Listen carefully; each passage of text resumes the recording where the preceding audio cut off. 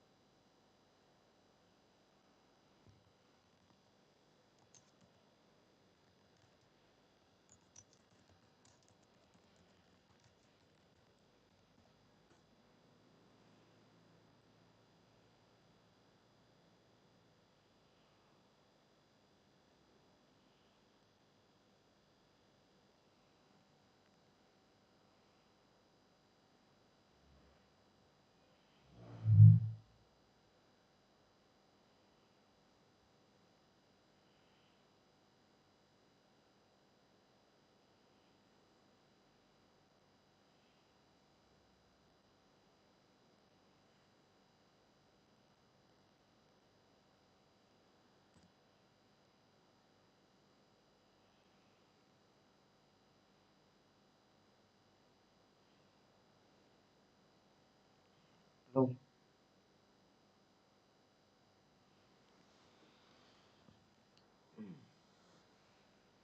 Alo, alo.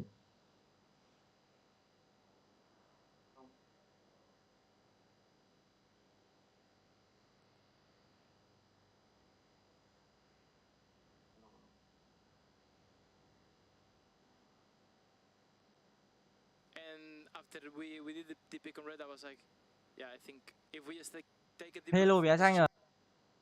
Chi chết rồi ấy.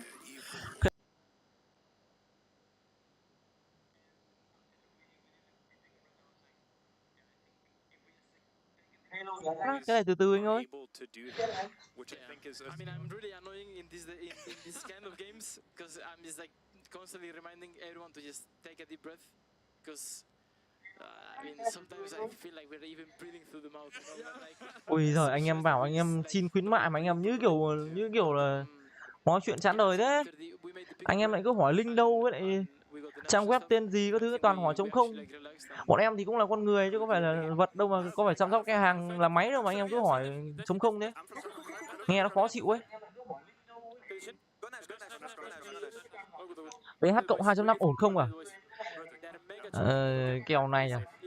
Kèo này nó thật là em cũng kết đấy. Khá kết anh em ạ. Bọn KC này nó hay bán một game lắm.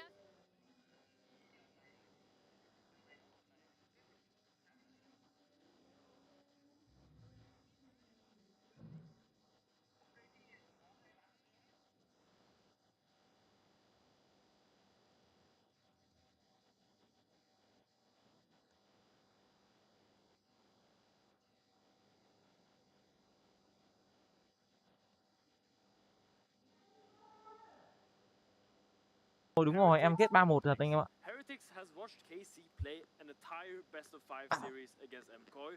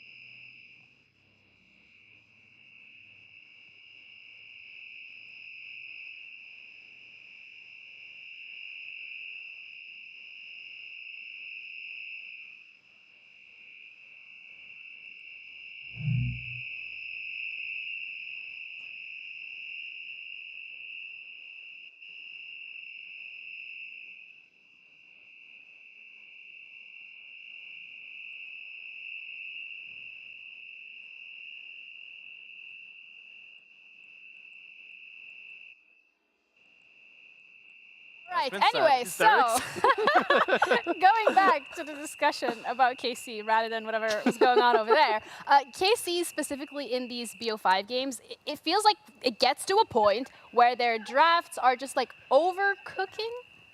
Undercooking? I don't really know. They run out of engaged supports for Targamas, and then they kind of just lose their brain. That's what it feels like for me. Like, I saw this draft, they've overforced the Pike, it's Pike into triple tanks, they have no damage, Jin, Zoe. It's an unplayable draft nearly, and it all stems from Targamas for me. I feel like they really need to get more comfortable putting him on range supports, maybe having Kana on more facilitating pick, and changing all their game plan.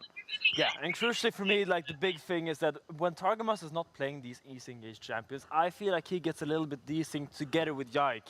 And when your jungle support is not really functioning well in the mid game, that is when the map becomes really, really difficult to play. So I would have loved to see Casey in this week of practice that they had put more emphasis, as you say, on Targamas, on the range supports together with Yike, and getting really comfortable playing this playstyle. I guess there's a lot of answers, or like a lot of questions that we have for both of these rosters. And whilst Heretics have fought tooth and nail to be able to prove themselves belonging amongst the best, KC is still looking to actually add another title to their collection. But both are on their last life in this lower round one, where the test starts for both of these teams now.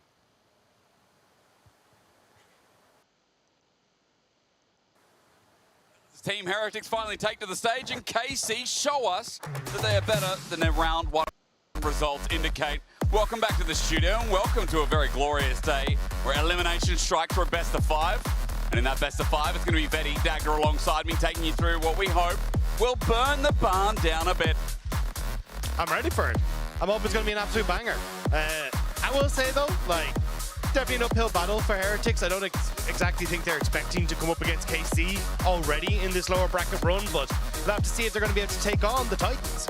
The last time they met in week 3, it was a very close affair. We found Heretics getting themselves early leads in every single one of those games, and they really made KC work for that series victory. But it's crucial to remember that was, of course, all the way back in week 3. Since then, KC have shown a lot of development, and Heretics have also ran into some struggles. We've already heard some interviews coming through from Flacket after their tiebreaker match against Vitality, where the environment in the team wasn't the best. They felt like they weren't finding the same early game success. And now we need to see how this break has benefited them and the changes they've made in preparation for this series. And I want to see how this draft goes for Heretics coming into this, because KC last week against MCOY, we kind of saw, hey, there was a focus on trying to give across a lot of these big picks for KC, but have answers for them. It was the Rumble that was answered by the Galio from Irwin.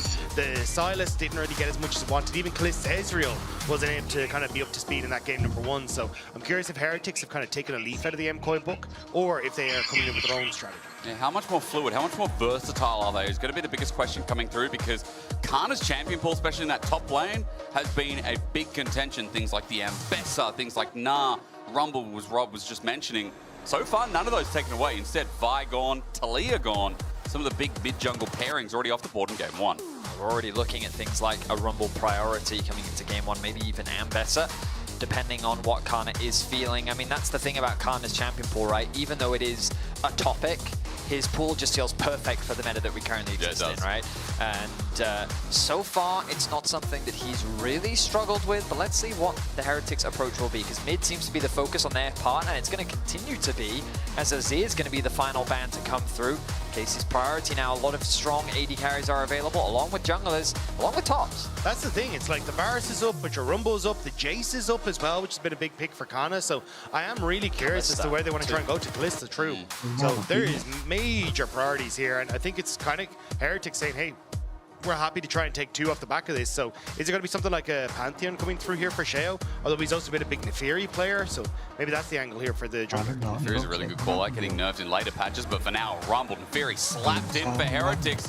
2 big power picks off the board. Yeah, and I think it was really interesting to see Heretics in the kind of make or break game against Vitality, that it was them transitioning over to where Sheo being a carry on the Neferi to try and play through. Because traditionally when we looked at him on BDS and then even coming into Heretics at the start, he was much more of a facilitator and still has these games of Sejuani, but it certainly feels as of late they're swapping over towards him as this more carry-oriented jungler that they look to play through. I very much feel like Heretics need Sheo to have a strong But of course, you get yourself the Rumble, but in exchange, Kana will get what I would consider his best champion. I feel like that's his best, isn't it? That is a big risk. I can tell you right now that while he does speak some English when he's playing this champ, it is full-on Korean. Like, the man's performance is immaculate, and it is a scary matchup to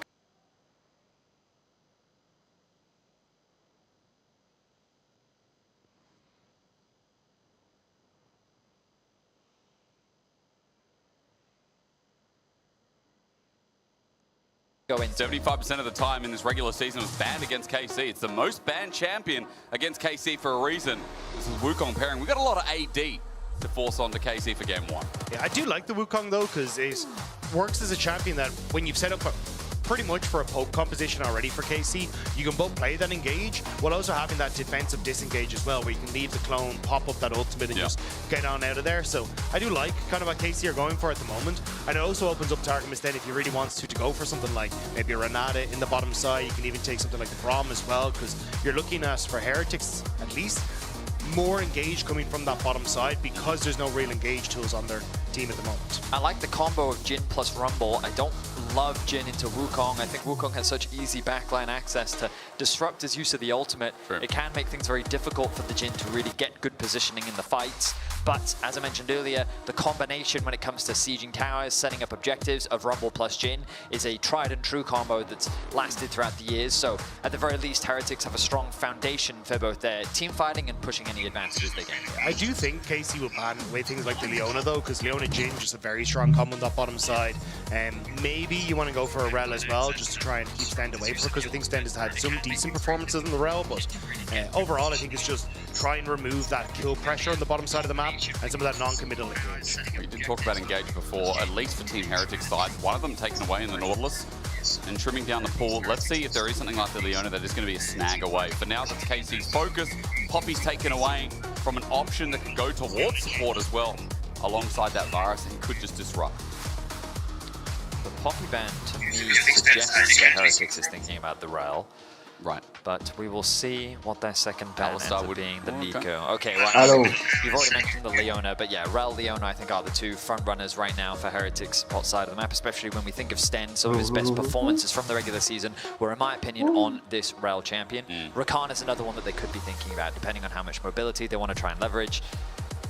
I wonder if they're going for, hey, we will ban Leona, give you Rel, take the Alistair on the opposite side for Targamas. But if I remember correctly in the MCOI series, I don't think he looked particularly comfortable in the matchup, kind of playing that opposite side. So it looks actually they're just going to leave both of them open. So basically, to have your pick of the litter. I think if you go for the Rel, you're happy to take the Leona. So yeah, I think there you go, Vinny. The Rakan, take it open. I don't know how much I love the Rakan. I mean, only because I feel like Heretics don't have a huge amount of dive. I guess Neferi does want to threaten the backline, and I guess when you pair that up with the Rumble, it does become a very scary backline threat.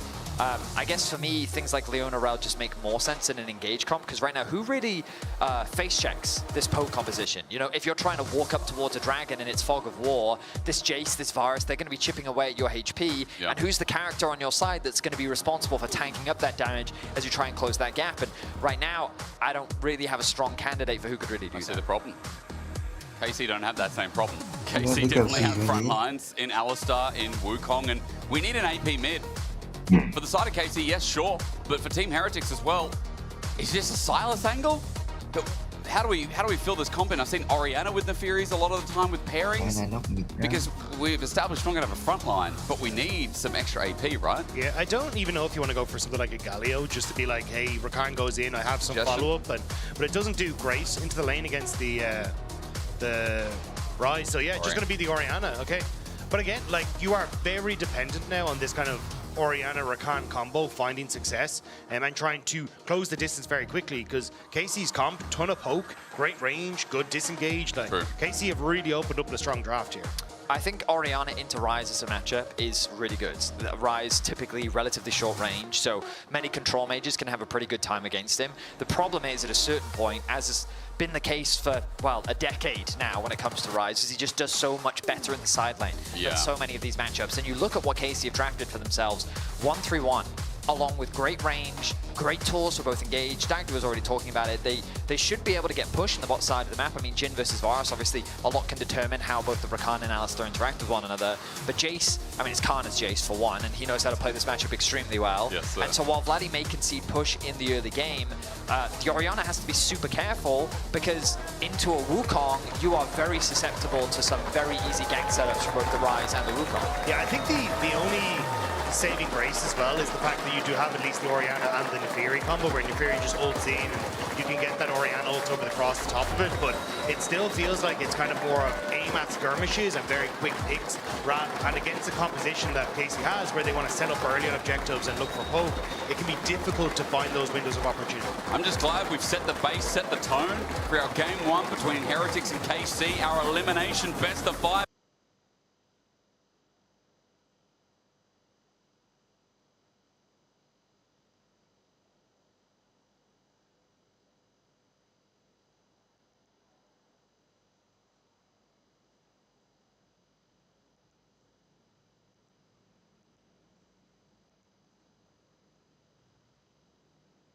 Yêu nhau mình cũng treo hạt thương nhau.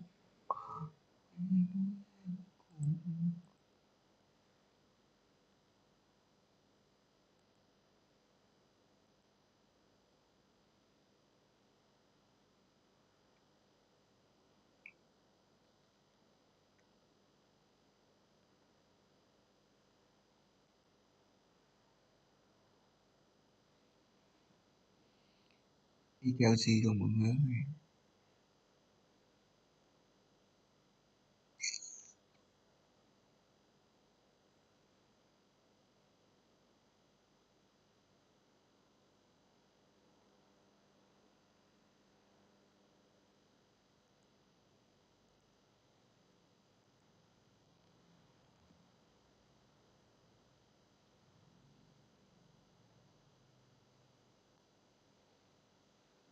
Anh em đi kèo gì rồi nào?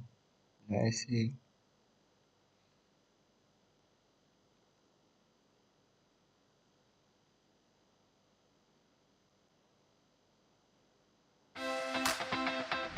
Have you been sitting on a smart business idea and need to get it online? GoDaddy makes it fast and easy. It's still something we're keeping our eye on. Yeah, and I think in that Koi series, the part that stood out to me was when Yike was on something like Sejuani that could interact with the lanes early, got Kana ahead in the early stages, and that's when, in that series, I think KC looked their best in the early game, but that's not exactly what you can do here. Yike is on a Wukong that kind of wants to wait for level 6, whereas Sheo has something that can be a little bit more active, and especially in the early skirmishes, if you can play around like shields from Orianna in 2v2s or 3v3s, I think that's where Heretics will try and focus. I do notice that Yike is pathing towards top lane though, when we've seen a few times before, Yike, especially when Kana's on this Jace, go for those early dives. Yep. Carlson hasn't taken a huge amount of damage. He's been showing some decent respect in the matchup as Vladdy gets a nice nice trade of his own. Really nice. We're just talking about the Orianna laning phase and how you can trade through the wave. How for Vladdy it should be a little bit harder, but trades like that, guess again. Vladdy comes out, big flash, almost tethers him down. He got a really nice root off in the minion wave and leveraged the minions to apply the flux, which then allowed him to get a secondary Q off. Now Camille, no flash, sets up for Yike. And without that flash, he's dead meat. Yike runs in, easy poke on the head. A small assist for Vladdy's hard work. Nicely done by Yike. Skips the blue buff, says, hey look, there's been a heavy trade in mid, but flashes are gone. I can set up for an easy kill, and that'll set up for first blood for KC. And it's exactly what we were talking about in the draft. When that Orianna loses flash against a Wukong specifically, it becomes a very dangerous affair. We see some trading back and forth in the bot lane, relatively even overall, but it's KC that already gets their first mark on the board. And I think Camilu's going to be revisited again as well, because now that that flash is gone, it's very easy for Vladdy to try and set up for a slow and try and open up these opportunities for Yike to come on through. And that's kind of the biggest issue with Wukong, is you just don't have your own CC to try and play through, but if you've got the Ryze to set that up, it's very simple to go for. Vladdy playing towards his jungler right now as well. You see he's pathing within the lane as he drops even a control ward. Watching Cherub path around the back of the lane, I believe. All about where Yike was. Yike's actually backed off, now going towards his bot clear to go upwards again, it seems, as I love the cameraman keeps coming up to top lane. Yes, the lane is going as you'd expect with Kana. If you looked at how good he was in the regular season, you're not going to be surprised. Sheo is starting to move up though. It didn't actually go for the reset. Oh, just going to try and clear his camp. So I wasn't sure if he wanted to try and make something happen in that top side, but looks like it's just going to be a case of clear his top side and try and sync up a little bit with enemy jungler. So far, everything going the way that KC could have wanted though. Yeah. They've got the nice bot wave pushed in on the reset coming through from Flackhead, so Kalista's going to get a reset of his own. Vladdy has built up a small advantage due to the assist, along with setting up his jungle up for success. Meanwhile, Kana's just independently building his own lead on the top side of the map. So in terms of the early game, I mean, KC already having a very strong start here in game 1. 75% of games banned away. I can't believe he got it in game 1. At least it's off the board in a fearless draft, but still. Kana someone we're going to have to keep an eye on. 15 CS is the lead for now as he pushes the wave in. Meanwhile, mid is brewing a little bit. CS is quite even, but Vladdy keeps getting away with some really explosive trades. Tier now for Vladdy as well. That mana pool is ever so growing. And of course with Rise, passive, damage increasing with it too. I think it's also going to be a little difficult for Kamilu and Sheo to try and bounce back against Vladdy, because even though the flash is down, he's about to tick over to 6, and unless you just want to hold the Orianne ult as that form of CC to prevent the Rise ult away, it kind of becomes a little messy, because the Rise can continuously just run out, he gets the movement speed off the phase rush, so trying to play around this mid lane actually gets a little difficult for the combo that Heretics are running. Love the tracking that we've been seeing from both junglers. KC are doing a good job of spotting where Sheo is. Bear in mind, they've got no vision here on the bot side of the map. They've just got a good awareness of what camps have been cleared and where Sheo is likely to be. For now, it looks like they're going to give up that dragon, as the resets will come through from Vladdy. And I imagine KC will set their sights on the grub unless a swap comes through from Heretics. We'll have to wait and see. You're just so good at neutrals, hey? Team Heretics playing defensive ball around this dragon is at 1300. Sheo Smite just won't commit for now, but Yikes coming in. This might turn into a fight, however. Even with 6, doesn't want to pull the trigger. Dragon goes down, and for Team Heretics, their first objective on the board. They did end up pushing Heretics off this bottom wave though, which means that they should be able to set up a slow push and then go for that rotation that Betty was talking about. So I'm curious, I was going to say how Heretics want to try and play this, because Carson has no TP, so I wasn't sure if they wanted to try and reset him to pick up the slow crashing wave and immediately move Flack at top, but it looks like at least at the moment KC should be able to get first rotation of their bot lane towards that the Void Grubs. I guess the concern for Heretics is even if they do swap the Jhin and the Rakan to top lane, is there really a threat onto Kana? Can they really threaten a dive? In contrast, against an Alistar, your Rumble is in some very serious danger, so I imagine they just want to keep the standard lanes for now. Stend is fishing in the mid lane, looking for a bit of a cheeky gank onto Vladdy, but he's not going to find one. He'll get the flash from Targamas at the very least, and maybe flash from the cow 30 seconds before Grubs. Changes things a little. Having said that though, Kalist gets some more damage onto Stend as he pushes up in the wave. Yikes now moving through mid lane as well. That flash we talked about, it's still not up. Camilla doesn't have his escape path and Yike knows it. Second Cyclone incoming and the kill wanting to go to Vladdy. Does so with the shockwave bringing it in for a 2-0. I mean, they make it look easy and that's how it's supposed to look. Rise plus Wukong, the chain CC onto an Orianna with no flash just before that summoner spell comes off cooldown. KC get themselves their second of the game, this time handing it over to Vlad. Yeah, Sheo though going to move over towards Void Grubs and just try and trade for that play. Not the best though. The fact that you've already gotten this mid jungle for KC off to a great start means it's easier again to try and play through it, but Yikes starting to move up here. If you can try and steal away one with his smite, would stop the feet from going over. So he does get it. Sheo knows that 3 is going to be a hard ass though, and even Yike without ult, he just shows his face now with Sheen. And enough respect's given over. 1,200 gold lead for KC in this early game, and Dagger is just so rightly saying, mid-jungle off to a flying start, Rise in side lanes, almost with Rod of Ages. It feels so nice when you have this early wave clear bot that, as you said earlier on in the draft, can be so mobile and also making some of these side lane plays. But look at the bot side. Vladdy hasn't gone back mid. Here it is now, the realm wall we were just talking about with the chain corruption, lay it down. Where are you going to move? Sten kept in place. Team Heretics with no chances. Vladdy sets up for a 2. The old school Rise playbook was send a few ganks into the mid lane, open him up, and then let him be unleashed on the map. Vladdy, very familiar with that style of play. He gets those 2 early kills onto Camilo and immediately translates that pressure from mid to the rest of the map. Counter pursuit comes out. Sheo goes invulnerable for the time being. Kalista doesn't have an ulti, but he has flash, he has barrier 1 used, and Flacket now just needs a root down. The 4th shot will do it anyway. Double summon around, and Flacket now on the board too. Nice bounce back from Heretics. Sheo moving into that bot side. Kalista wanting to push at the wave. Overextends, and Heretics pick him off. These are the plays that Sheo needs to be making.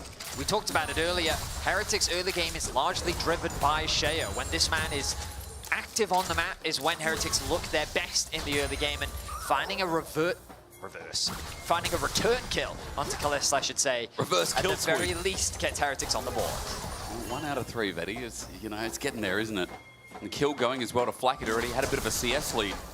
So he's going to have to be the hero this game. Dragon's up in 130 as well.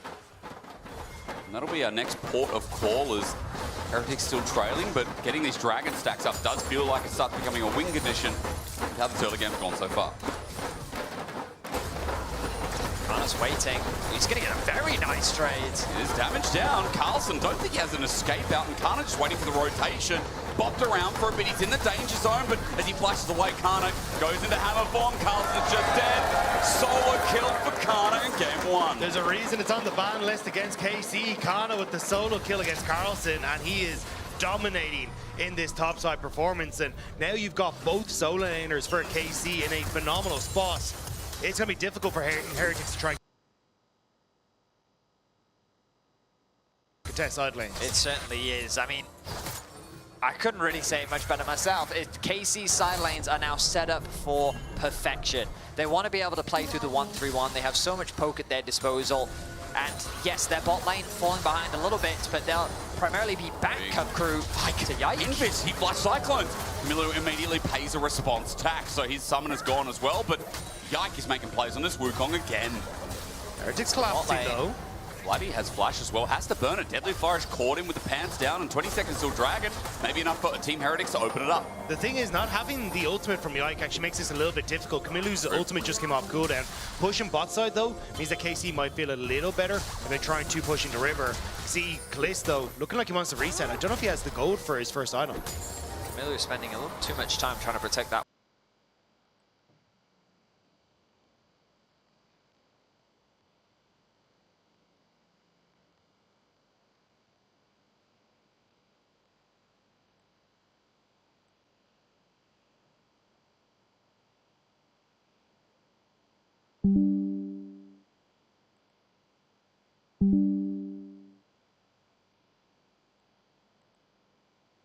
Xin chào, tôi là một người được tạo ra từ AI. Tôi không phải người thật, bạn có ngạc nhiên không? 2002 năm rồi, bạn vẫn còn không biết ứng dụng AI. Tham gia khóa 10X Marketing, 4 buổi học miễn phí cùng anh Hoàng Mạnh Cường, CEO Học viện Thương mại Điện tử Topmax. Bạn sẽ biết cách dùng AI để xây nghìn kênh bán hàng, không cần lọ mất, làm content, ra video, tự động đăng bài, suốt 365 ngày.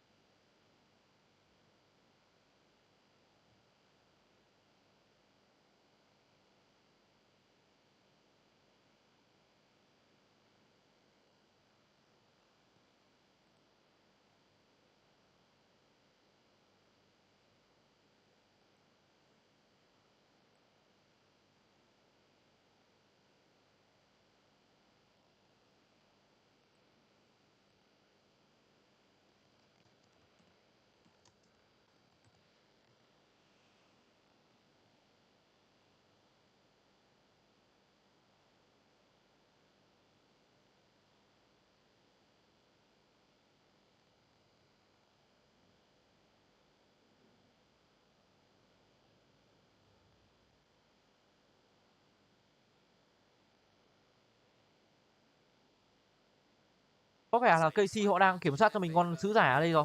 Khả năng cạnh tranh đến từ bên phía của TH tầm này là em nghĩ là không có đâu. Một con Rakan tầm này thì nó giấy lắm, chính xác là nó giấy, nó không thể nào mà nó mở có bát được. Và cái lượng đam đến từ bên phía của TH thì nó không phải đam sốc tầm này nữa. Anh nhà vừa cắn vào lưỡi. Thôi JC bị làm choáng đây rồi. Choi săn đuổi leo ra sau. Mà có sợi xích ở tội ở đây và quay trở lại trả lại ngược đam đến từ Kana và Kalite đang